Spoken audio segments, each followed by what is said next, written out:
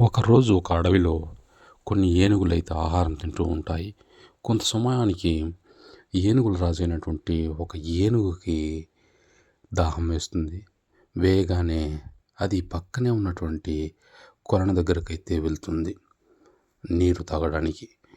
అప్పుడు నీరు తాగుతూ ఉండగా అందులో నుంచి ఒక మొసలి వచ్చి ఆ గజరాజు యొక్క కాలునైతే పట్టుకుంటుంది.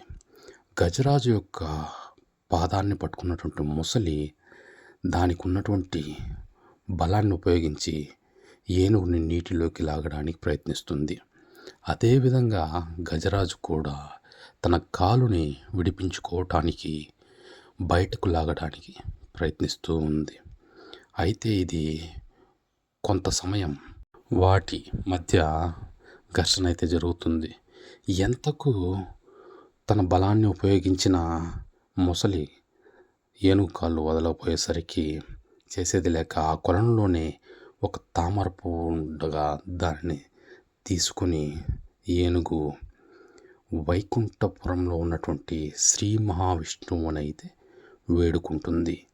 అంటే గట్టిగా గర్జిస్తుంది ఆ మొసలి యొక్క భారం వదలమని.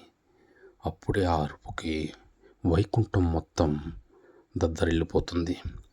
వెంటనే శ్రీ మహావిష్ణువు తన వాహనమైనటువంటి గరుత్మంతుని తీసుకుని అక్కడి నుంచి భూలోకానికైతే వస్తాడు.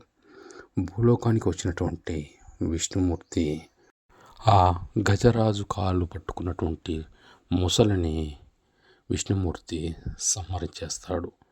అప్పుడు ఆనందంతో ఆ గజరాజు ఆ కొలను నుంచి బయటకు వస్తుంది. ఈ కథ యొక్క ముఖ్య సందేశం ఏంటంటే, దేవుడు అనేవాడు శక్తిని కాదు శరణాగతిని చూస్తాడని, అలాగే ఒక కన్నీటి పిలుపు సరిపోతుంది కష్టంలో నువ్వు దేవుని యొక్క నామం స్మరిస్తే. మరియు నిజమైనటువంటి భక్తి ఉన్నవారికి దేవుడు ఎప్పుడు కూడా తన భక్తులు కష్టాలలో ఉన్నప్పుడు ఆలస్యం చేయకుండా వారిని ఆదుకుంటాడు.